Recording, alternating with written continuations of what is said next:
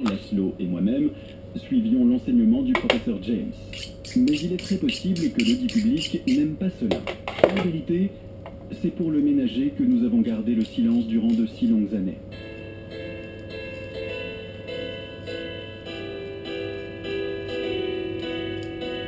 C'est John Moore, journaliste de son état, qui parle ici et qui joue le rôle de narrateur, accompagné du préfet Theodore Roosevelt, qui deviendra un jour président des États-Unis, et surtout de Laszlo Kressler, un aliéniste, il n'était pas encore psychiatre à l'époque.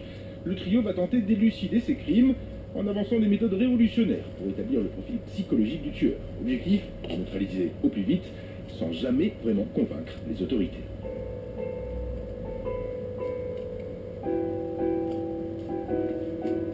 Un aliéniste, un psychologue dans une enquête de police. Mais enfin, Roosevelt, aurais-tu perdu le bon sens hérité de tes ancêtres hollandais?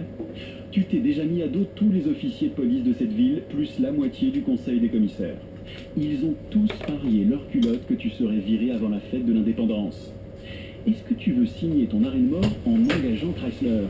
À mon avis, tu courrais moins de risques en prenant un sorcier d'Afrique pour adjoint. La peinture fine de New York, à l'aube de la modernité, couplée à une intrigue passionnante et une superbe plume, l'aliéniste est bien ce chaînon manquant entre Sherlock Holmes et les polars contemporains où profilers et serial killers sont légion. Un roman en forme de puzzle énigmatique et diabolique, entre thriller et aventure. L'aliéniste de Kaletkar est disponible chez Pocket. France Info en Rhône-Alpes, à Chambéry et Albertville sur 105.1, Annecy sur 106.6, Saint-Étienne sur 105.6 et partout dans le monde sur franceinfo.fr. Merci d'écouter France Info. Dans une poignée de secondes, il sera 19h.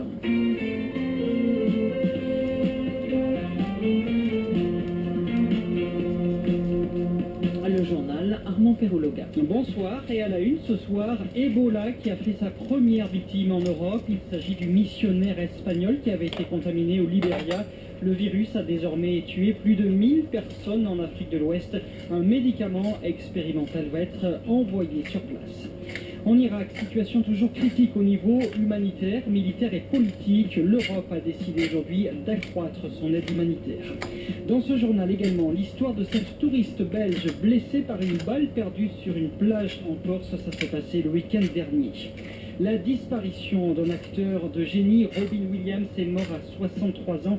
Le comédien américain se serait suicidé hier soir dans son domicile californien. Le monde du cinéma lui rend hommage depuis ce matin. Et puis les championnats d'Europe d'athlétisme à Zurich, déjà de bons résultats pour les Français dès la première journée. Le virus Ebola continue donc de s'étendre en Afrique de l'Ouest. Le cap des 1000 victimes a été franchi selon l'OMS et l'épidémie a fait sa première victime en Europe. Il s'agit du missionnaire espagnol qui avait été contaminé au Libéria. Il est décédé aujourd'hui à Madrid, 6 jours après son rapatriement. L'Organisation mondiale de la santé a du coup décidé de mettre les bouchées doubles pour contrer le virus.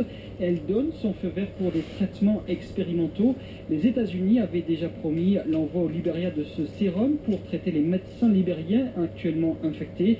Ce traitement, jamais testé sur l'homme, va donc principalement profiter au personnel hospitalier. D'abord pour des raisons éthiques, mais aussi parce que les quantités disponibles sont très faibles. Explication d'Hervé Chesweis, il est président du comité d'éthique de l'INSERM, l'Institut national de la santé et de la recherche médicale. D'abord, il y a un problème de disponibilité du traitement, parce que pour l'instant, cette compagnie a préparé des lots pour des expériences chez le singe. Donc, ils n'ont pas une quantité disponible d'anticorps importante. L'autre élément, c'est qu'il y a la notion de consentement libre et informé. L'un des grands risques qui fait peur à beaucoup dans ces pays africains, c'est le risque que si le traitement ne marche pas, les gens puissent avoir l'impression, après, a posteriori, que leurs patients ont été utilisés comme des cobayes. C'est souvent compliqué d'arriver à faire comprendre à certaines personnes ce que représente le consentement libre et informé. Est-ce qu'ils ont bien compris l'objet du traitement? De l'autre côté, compte tenu du taux de mortalité, il faut pouvoir ouvrir au maximum de gens la possibilité d'entrer dans cet essai. Hervé Schneeweis, président du comité d'éthique de l'INSERM. L'avertissement des autorités de Kiev, elles ne laisseront pas entrer les camions russes en Ukraine alors qu'un convoi humanitaire russe est en route actuellement vers la région de Louhansk. 280 camions russes pour une arrivée prévue dans 2 jours. Kiev et les Occidentaux craignent en fait une manœuvre de la part de Vladimir Poutine. Cette opération pourrait servir de prétexte à une intervention armée dans l'est de l'Ukraine ou à ravitailler les rebelles. François Hollande s'est entretenu aujourd'hui au téléphone avec son homologue russe Vladimir Poutine et il lui a fait part de ses très vives inquiétudes. Dans l'actualité, aussi la situation très délicate en Irak avec des djihadistes qui continuent d'avancer vers Bagdad. Pour la 4e journée d'affilée, les Américains tentent de les stopper avec des frappes aériennes. De son côté, la Commission européenne a débloqué 5 millions d'euros supplémentaires pour l'Irak pour aider les populations chassées de leur maison par les djihadistes. 20 à 30 000 yézidis restent piégés par l'insécurité actuellement dans les montagnes de Sinjar. Et puis le Vatican a aussi haussé le ton. Il a condamné très fortement aujourd'hui les exactions de l'État islamique en Irak contre les chrétiens et les yézidis. Le texte est d'une extrême fermeté. À Rome, pour France Info, Anaïs Feuga. C'est une longue liste très crue de ce que le Vatican appelle les pratiques indignes de l'homme. Le massacre des personnes pour le seul motif de leur appartenance religieuse, la pratique exécrable de la décapitation, de la crucifixion et de la pendaison des cadavres dans les places publiques, l'enlèvement de jeunes filles, la pratique barbare de l'infibulation, la destruction des lieux de culte, la violence abjecte dans le but de terroriser les personnes. Aucune cause ne saurait justifier une telle barbarie et certainement pas une religion, souligne le Vatican. Et le Saint-Siège, qui se dit reconnaissant envers tous ceux qui ont déjà élevé la voix, va plus loin que la condamnation. Il interpelle les responsables religieux, surtout musulmans. Tous doivent être unanimes dans la condamnation sans aucune ambiguïté de ces crimes. Le Vatican demande aux responsables religieux d'exercer leur influence auprès des gouvernants pour arrêter ces crimes et punir les coupables et rappeler que le soutien, le financement et l'armement du terrorisme est moralement condamnable. Autrement, quelle crédibilité pourrait avoir encore le dialogue interreligieux, s'interroge le Vatican.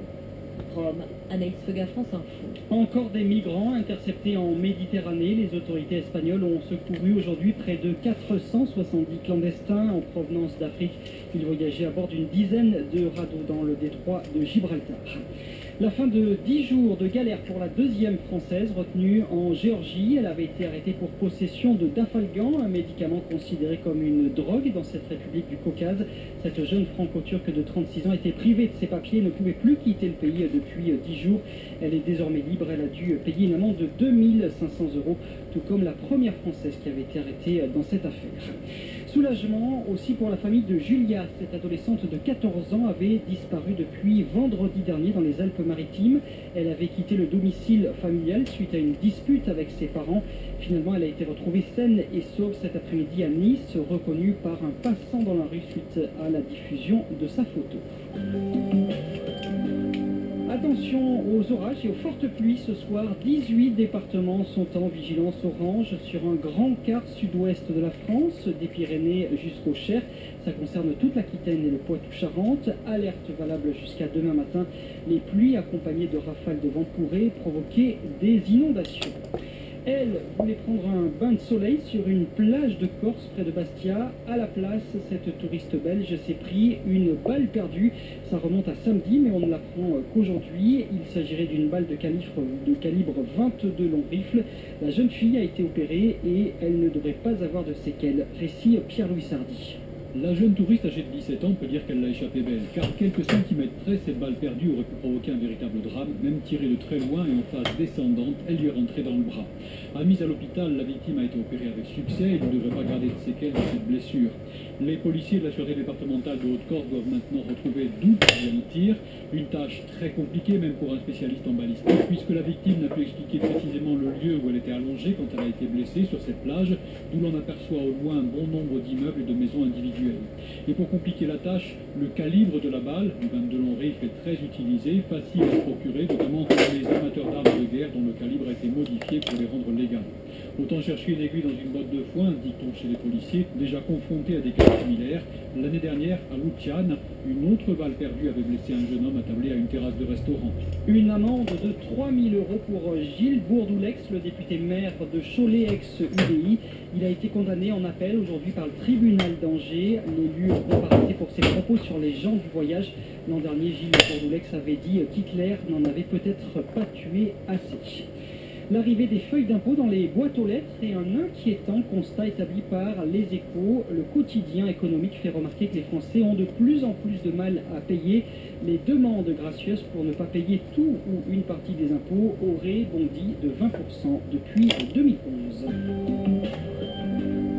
Une pluie d'hommage à Robin Williams depuis ce matin. L'acteur américain est mort à l'âge de 63 ans la nuit dernière. Il se serait suicidé. Il avait joué dans une soixantaine de films. Good Morning Vietnam, Le cercle du poète disparu, mais aussi Madame Doubtfire, où il interprétait une nounou excentrique. Robin Williams avait remporté un Oscar en 1998 et 4 Golden Globes. Il avait encore 3 films en post-production pour les mois à venir. Et il avait voulu être décoré dans l'alcoolisme pour obtenir son rythme de travail. Comme beaucoup de stars, Robin Williams a ses sosies. Alain Robin en fait partie et en 1999 au festival du film américain de Deauville, il avait rencontré l'acteur. En 1994, les uns et les autres me disaient « Oh, c'est marrant, tu ressembles à Robin Williams ». La vie de sosie a commencé à cette période-là. J'ai pu le rencontrer à Deauville, au festival américain du cinéma, et là je l'ai rencontré. Alors j'étais avec un ami, et puis il me disait, l'ami, écoute, il me faut la photo exclusive avec Robin Williams. Je veux que ça soit que moi, mais pas les autres photos. Et suite à ça, à l'hôtel, Robin Williams était là, et j'ai été le saluer. Dans l'ensemble, je ne l'ai pas les moite, mais quand j'ai serré la main de Robin Williams, alors là, c'était un moment inouï. Et j'ai dit, ok, je me présente, Alain, tout dansant. Je suis en fait votre sosie. Il me dit, oh, je suis très content de voir qu'un Français a la même gueule que moi, parce que j'aime beaucoup, beaucoup la France. Alain Robin, sosie de Robin Williams. La première journée des championnats d'Europe d'athlétisme à Zurich est déjà de bons résultats pour les Français. 6 tricolores se sont qualifiés pour une finale. Et tout à l'heure, c'est Christophe Lemaître et Jimmy Vico qui étaient en piste pour les séries du 100 mètres, Franck Ballanger. Oui, Armand, et ça s'est bien passé pour les deux bleus sur la reine des courses. Christophe Lemaître, vous l'avez dit, s'est qualifié. Dans la première série, il s'est imposé en 10 secondes et 16 centièmes.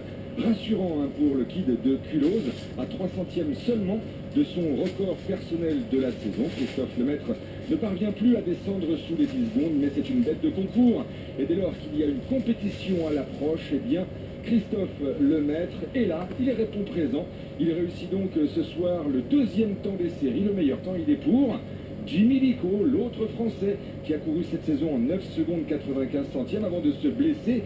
6 semaines d'arrêt. Et pour son retour, eh bien, Jimmy Vico réussit le meilleur temps, 10 secondes et 6 centièmes. Petit bémol, Jimmy Vico ne s'est pas arrêté devant nos micros, il avait l'air tracassé. Alors certains l'ont vu sur ses derniers appuis, boiter bas. Alors moi personnellement, juste devant la ligne d'arrivée, je n'ai rien vu, mais peut-être Christophe Lemaître s'est-il ressenti de sa blessure à la cuisse droite. Il avait en tout cas l'air très préoccupé après la trajectoire avec son meilleur temps, 10 secondes et 6 centièmes de pour Jimmy Vico. S'il n'est pas blessé, il sera demain après-midi en demi-finale, accompagné donc de Christophe Lemaître. Merci Franck Ballanger en direct de Zurich, 19h10 sur France Info. Côté météo, avec Géomètre Assurance, à vos côtés à chaque étape de la vie. Rendez-vous dans votre agence Géomètre. Elodie Calac de Météo France. Attention, une vigilance orange a été mise en place sur le sud-ouest et le centre-ouest pour la soirée et la nuit. Des perturbations pluvieuses et orageuses très actives à bord de l'ouest en soirée. Elle s'étendra à toutes les régions au sud de la Loire cette nuit. Les départements en vigilance orange seront particulièrement touchés. De la Vendée vers le Poitou, le sud-centre et le Limousin, les plus orageux seront parfois intenses. En allant vers le sud, on attend de très forts orages avec de violentes rafales de vent, dépassant fréquemment les 100 km à l'heure. Soyez prudents également sur le littoral du sud-Aquitaine, où fortes vagues et grandes marées pourront engendrer des submersions, notamment au moment de la pleine mer de demain matin. Demain matin, on retrouvera ces pluies du Poitou et de l'est des Pyrénées jusqu'au flanc est. C'est du centre à la Bourgogne qu'elles seront les plus marquées. Au fil des heures, ce temps se décalera vers l'est et s'étendra du nord-est à l'est du Rhône l'après-midi. Sur les régions plus à l'ouest, vous retrouverez alors un temps frais, changeant avec des averses, déjà présents de la Bretagne vers l'Île-de-France et la Belgique en matinée. France Info. Les dames de la gloire du prénom de femmes et des hommes auraient pu devenir célèbres s'il y avait eu un accident du destin. Ce soir, Alan Turing, un mathématicien contre Hitler, Jean-Mathieu Pernin. Vous savez, un mathématicien est rarement de succès classique. C'est plus facile de séduire en grattant une guitare qu'une question dans une équation, et pourtant, Si aucune chanson n'a changé le monde, une formule mathématique a fait tomber Hitler, c'est irrésistible.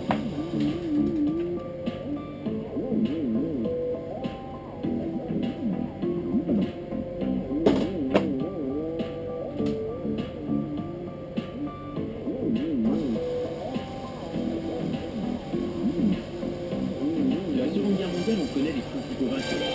Jules, Rousseau, Patton, Leclerc, les principaux lieux de combat, la Normandie, les Ardennes, Montecasino, Stalingrad, des lieux de sang et de terreur, mais la victoire s'est également jouée dans un endroit plus tranquille à Bletchley Park, situé dans le sud-est de l'Angleterre entre Oxford et Cambridge. Un manoir de style gothique entouré par un terrain de 22 hectares dans le plus pur style anglais, idéal pour y assouvir sa passion du jardinage, de la promenade et du décryptage. C'est en effet à Bletchley Park que les services secrets britanniques installent en août 1939 l'unité chargée de déchiffrer codes et conversations cryptées des troupes de l'Axe.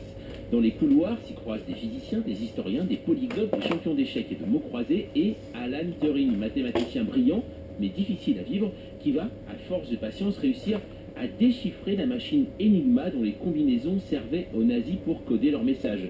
Turing va donner une longueur d'avance aux Alliés, mais après la guerre, celui qui aurait dû être considéré comme l'un des plus grands va sombrer en quelques minutes lorsqu'un jour de 1952, il se rend au commissariat de Manchester pour porter plainte pour un cambriolage perpétré par son petit ami, Philippe l'ingénieux Villard, auteur du livre La pomme d'Alan Turing. Et là, la police puis la justice anglaise décident de le poursuivre et il est condamné, alors avec une peine à choisir, quelquefois, un an de prison et l'usage de médicaments lui permettant de perdre sa virilité, on va dire. Donc il est désespéré et il se suicide. La loi supprimant la répression de l'homosexualité intervient quelques années plus tard. L'Angleterre a été à la fois parce qu'il était homosexuel, à la fois parce qu'il s'était suicidé, était soucieuse d'oublier tout ça, d'oublier l'homme. L'homosexualité de Turing était connue depuis longtemps, mais les services secrets britanniques considéraient que c'était une faiblesse, que Turing pouvait se laisser un jour séduire par le KGB. Peu à peu oublié du grand public, Turing a été un des vainqueurs de l'ombre en cassant le code Enigma et surtout en étant un des pères de l'informatique, puisqu'il a dû créer un ancêtre d'ordinateur pour arriver à ses fins. Alan Turing s'est suicidé en croquant une pomme remplie de cyanure, une pomme croquée par un génie précurseur de l'informatique. Certains y ont vu le symbole d'Apple, mais Steve Jobs n'a jamais confirmé. Longtemps caché, Turing revient peu à peu à nos mémoires. Le temps a finalement fait son œuvre dans le bon sens, au point qu'il y a quelques années, le Premier ministre anglais a dit il faudrait peut-être accorder le pardon à Alan Turing. Cette formule m'a paru scandaleuse, car accorder le pardon, c'était tout de même admettre qu'il avait été en faute. Et la reine d'Angleterre vient au mois de décembre dernier de lui demander pardon, c'est une autre histoire, qui fait qu'aujourd'hui, Alan Turing est totalement réhabilité.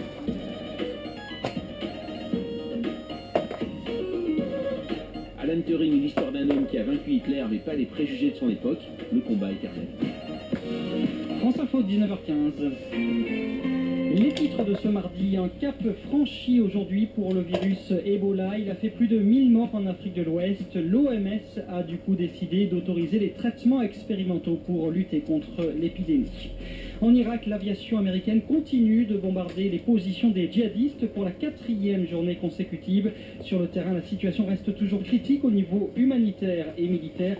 L'Europe va débloquer 5 millions d'euros supplémentaires d'aide humanitaire pour les populations déplacées. L'hommage planétaire à Robin Williams depuis ce matin. L'acteur américain est mort à 63 ans. Il s'est probablement suicidé chez lui en Californie. Il avait joué des rôles cultes, notamment dans Good Morning Vietnam, Le Cercle des Poètes Disparus ou encore Madame Doubtfire. En France, attention aux orages et aux fortes pluies cette nuit dans le sud-ouest. 18 départements sont en vigilance orange dès ce soir et jusqu'à demain matin. Ça va du Pyrénées jusqu'au Poitou-Charentes, en incluant aussi le Chypre. De plus en plus de Français n'arrivent plus à payer leurs impôts. 1 300 000 ont demandé l'an dernier d'échelonner, voire d'exonérer ces impôts. Le chiffre a bondi de 20% en 3 ans. Et puis le début des championnats d'Europe d'athlétisme à Zurich. Bon départ pour les Français. 6 tricolores se sont qualifiés pour la finale aujourd'hui. Et dans le 100 mètres, ça passe pour Christophe Lemaître et Gilles Picot qualifiés pour les demi-finales. Direction à présent l'Irak avec les minorités qui continuent de fuir persécutées par les djihadistes de l'État islamique en Irak. C'est le cas des Yézidis pris au piège dans les montagnes de Sinjar. Ils sont entre 20 000 et 30 000.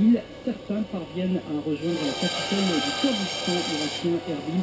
C'est là que se trouve l'envoyé spécial de France Info, Julie-Marie Lecomte. Il commence à arriver à Erbil. Ceux que j'ai rencontrés sont partis de Sinjar, ou du Shingar ici, et des villages alentours avant l'arrivée des combattants de l'État islamique.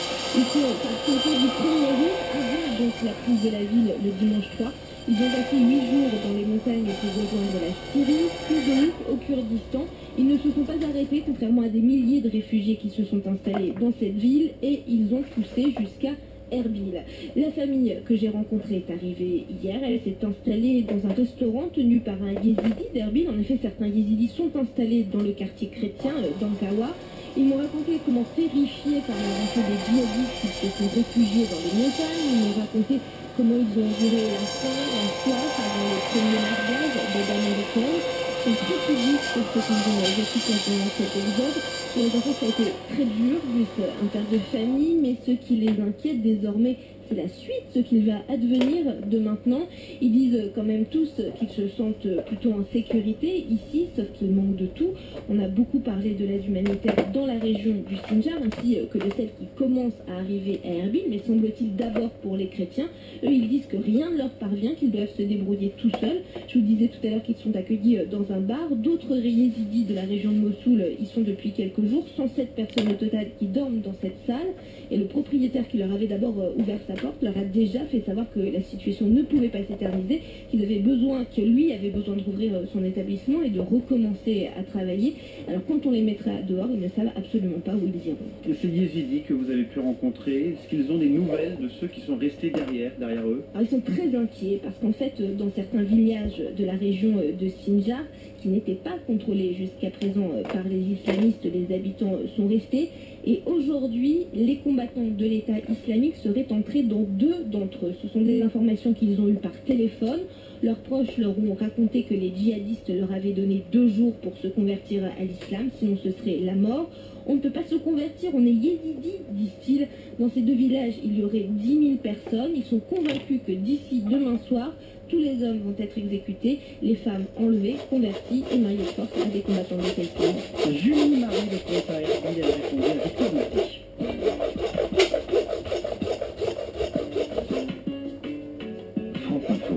France Info numérique à présent, l'essentiel de l'actualité du web tous les soirs, c'est avec vous Thomas Rozek, et on commence d'abord par ce hacker israélien Ultan. Souvenez-vous, il a beaucoup été question de la semaine dernière, ce jeune homme qui vit en Israël se fait remarquer pour de nombreuses attaques contre des sites, dont celui de mon confrère de rue 89, attaque doublée de menaces directes à plusieurs membres de l'équipe, Pierre Aski, le fondateur, et un journaliste auteur d'un portrait du corps qui avait fortement déplu au point que ce dernier s'était amusé à appeler d'abord les parents du journaliste, se faisant passer pour un policier, leur annonçant la mort de leur fils, puis appelant la police annonçant qu'un crime avait été commis au domicile des mêmes parents, ce qui avait entraîné quand même le déploiement du GIGN. Il a récidivé ces derniers jours contre Pierre Aski cette fois-ci, entraînant là encore la mobilisation de nombreux policiers. Résultat, 2 plaintes avaient été déposées contre le hacker par le site et par ses principales victimes, ce qui ne l'empêchait pas de continuer sa vindicte en ligne, tout particulièrement sur Twitter où il est très actif, où il était plutôt, puisque son compte a été aujourd'hui suspendu par le réseau social. Il contrevenait en effet de manière assez évidente à la charte de Twitter, son compte lui servant clairement à diffuser ses menaces, voire les coordonnées privées de ses cibles. Plus léger, certains internautes ont commenté un peu rapidement la mort du comédien Robin Williams. Sur à peu près tous les réseaux que compte cette belle planète internet, ils ont été nombreux à succomber à une confusion somme toute complètement compréhensible, sans mêlant les pinceaux, numériquement parlant, entre Robin Williams et le chanteur anglais Robbie Williams. C'est assez fréquent ce genre de micmac. Lors de la mort de Nelson Mandela il y a quelques mois par exemple, on avait pu voir circuler des photos de Morgan Freeman qu'il avait incarné au cinéma, pourquoi pas. Là, dès les petites heures du jour, sur la page de fan officielle de Robbie Williams, sur Facebook, sur Twitter, sur YouTube, un peu partout sont apparus des commentaires larmoyants pleurant la mort de l'artiste. Alors si certains sont sincères dans l'erreur et dans l'émotion qui va avec, on est évidemment bien conscient du fait que beaucoup sont des petits blagueurs. Il n'empêche, on prend quand même un malin plaisir à lire des commentaires du genre très triste pour Robin Williams. J'adorais ce chanteur, enfin moins la partie exacte de sa carrière, ou celui-là qui ne nous rajeunit pas. Mes parents sont allés au concert de Robin Williams en 97 ou 98, je ne sais plus, mais c'était trop stylé, hashtag RIP Robin Williams. C'est mignon, ça console un peu, dirons-nous. Dernière chose sur le sujet, Robin Williams, l'acteur le vrai, lui, a gagné 300 000 followers sur Twitter depuis l'annonce de son décès. Je crois que ça se passe de commentaires. Facebook s'attire la colère de ses utilisateurs. En cause, une décision dont nous vous parlions ici même il y a quelques temps, les utilisateurs de l'application mobile de Facebook s'en sont certainement rendus compte. La fonction de messagerie du réseau social a changé. Désormais, tous vont avoir l'obligation de télécharger une seconde application, Messenger, par laquelle transiteront leurs messages. Au moment de l'annonce de cette transition, pas mal d'observateurs ont noté que le fait de devoir utiliser deux applications, là où auparavant il n'y en avait qu'une seule, allait certainement avoir du mal à passer auprès des internautes. Ça n'a pas manqué depuis que le changement est acté. Messenger est certes en tête des téléchargements gratuits sur la plupart des boutiques d'applications mobiles, mais les commentaires qui l'accompagnent sont tout sauf enthousiastes. De nombreux usagers laissent de véritables diatribes furieux qu'ils sont de devoir encombrer leur téléphone d'une appli qu'ils jugent inutile. Ça ne changera bien évidemment rien à la décision de la direction de Facebook, cette dernière ayant acquis, on le rappelle, il y a quelques mois l'application de messagerie WhatsApp pour un montant record de 19 milliards de dollars, 14 milliards d'euros. Ce choix de contraindre ses utilisateurs à passer à Messenger ne pourrait être qu'une étape vers une migration en direction de WhatsApp. On reparle enfin du bras de fer entre Hachette et Amazon.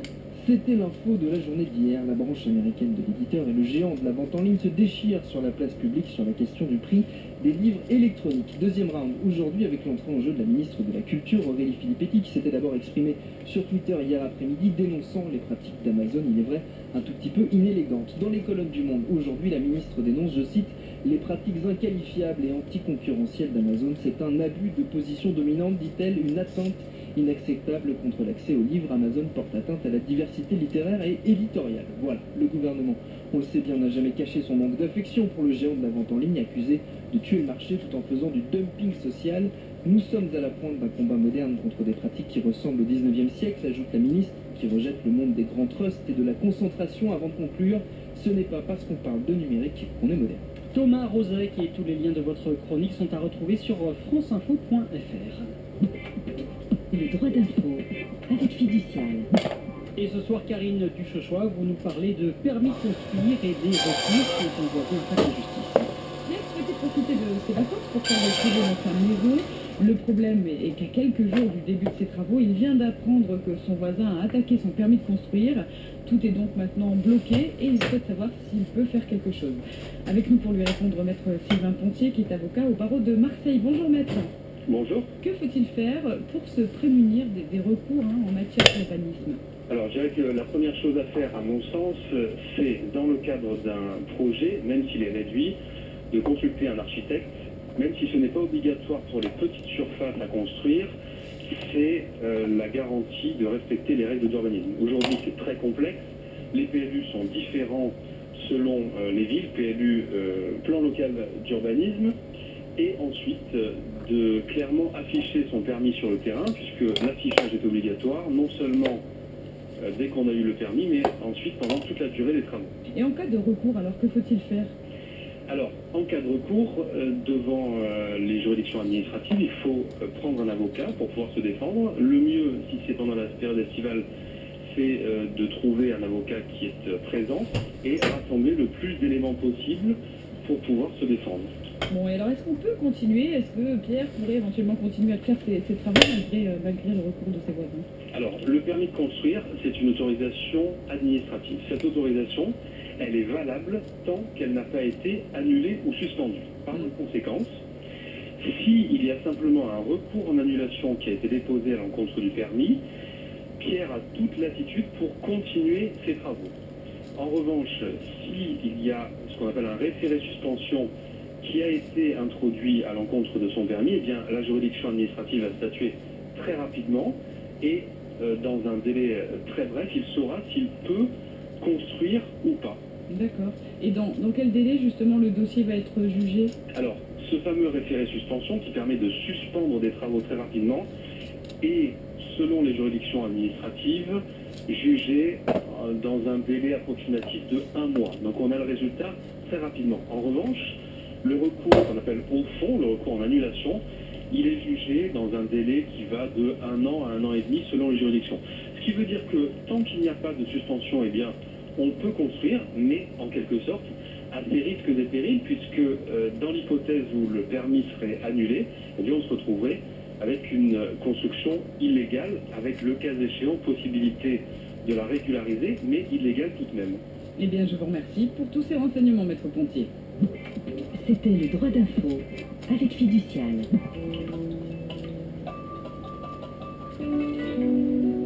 Et à présent, Tabloscopie, Antoine Léris nous emmène au musée du Louvre. À nous de découvrir quelle œuvre il a choisi.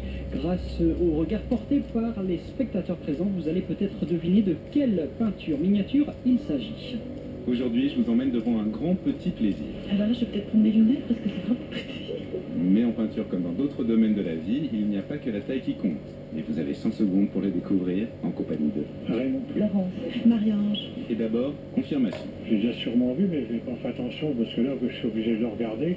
Mais sinon, je serais passé comme ça sans prêter attention. Et c'est ce que je vous disais, 30 cm par 26 dans la galerie des peintures italiennes, 99% des visiteurs passent à côté sans même le remarquer. Pourtant, il est magnifique, passionnant, il est signé de la main d'un des artistes les plus flamboyants de la Renaissance italienne, le point d'équilibre parfait entre le dessin et la couleur. On a dit, à sa mort à 37 ans seulement, quand il ferma les yeux, la peinture devint aveugle. Alors, ouvrez bien les yeux. Nous avons un bel ange avec des jolies ailes vertes qui est en train de terrasser, mon Dieu, ces bestioles. C'est un dragon. Il y a à la fois des plumes, des cornes, des écailles, une longue queue, et à leur retour, il y a encore du bleu. Parce qu'en dehors de ce dragon à terre, le tableau est peuplé d'une multitude de petits monstres difformes qui semblent tout droit sortis d'un tableau de Jérôme Bosch, dont notre artiste a pu apprécier le travail, vers 1500, quand le peintre du Jardin des Délices était en séjour à Venise. Et alors, qu'est-ce que c'est? On dirait des pions d'échecs, là, qui vont vers le château. Oui, ce serait pire, hein. Et en s'approchant, on découvre le fourmillement des détails et des symboles. Mais le plus étonnant, c'est que dans le même musée, le même peintre, sur le même thème, on a fait un très grand format, presque 10 fois plus grand et 10 fois moins riche aussi. Comme si le côté anecdotique du format avait laissé plus de liberté au peintre. Vous faisiez allusion à un autre tableau qui représente absolument tout ce que je déteste. Et bien là, cette petite toile, mais c'est un régal. C'est une histoire qu'on regarde dans un petit format d'un quasi-fait divers. Un fait divers biblique, Saint-Michel terrassant le démon, dit le petit Saint-Michel, huile sur bois de Raphaël. France Info en Haute-Normandie, à Évreux et au Havre, sur 105.5. Et partout dans le monde, sur franceinfo.fr. France Info, 19h30.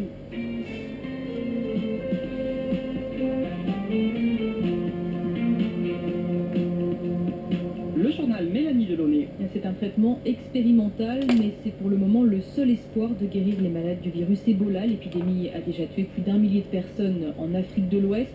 L'Organisation mondiale de la santé, l'OMS, a donc décidé aujourd'hui d'autoriser des médicaments qui n'ont pas été homologués. Les médecins du Libéria vont être les premiers à en bénéficier. Le médecin généticien Axel Kahn s'en félicite. Il a travaillé pendant 12 ans au sein du comité consultatif national d'éthique et pour lui, il était urgent de court-circuiter la procédure de mise sur le marché des médicaments. Si j'étais un essai thérapeutique, on tirerait au sort ceux qui recevraient un placebo, c'est-à-dire un médicament qui est de l'eau pure, si vous voulez, sans effet, et puis qui recevraient les médicaments supposément actifs, et on regarderait si les médicaments supposément actifs est plus actif que l'eau pure. Mais chez un malade infecté par le virus Ebola, qui a 3/4 de risque de mourir, ce n'est pas éthique d'être testé par de l'eau pure, quand on pense réellement qu'on a en main un sérum qui pourrait faire mieux que l'eau pure. Et donc on est dans le domaine du traitement compassionnel, on va essayer de tirer tous les résultats, on va s'entourer de toutes les précautions. Il faut qu'il y ait naturellement une réponse statistique. Est-ce que, in fine, ce sérum diminue la mortalité? On sait historiquement quelle est la mortalité chez les sujets non traités.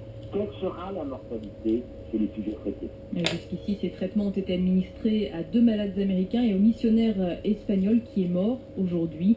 Les pays voisins de ceux touchés par l'épidémie d'Ebola prennent des mesures de précaution. C'est le cas de la Guinée-Bissau qui ferme ses frontières avec la Guinée.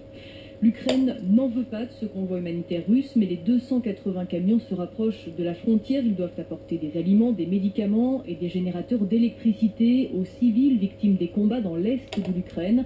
La crainte, c'est que la Russie, accusée d'armer les rebelles pro-russes aux prises avec les forces ukrainiennes, en profite pour intervenir militairement. François Hollande a mis en garde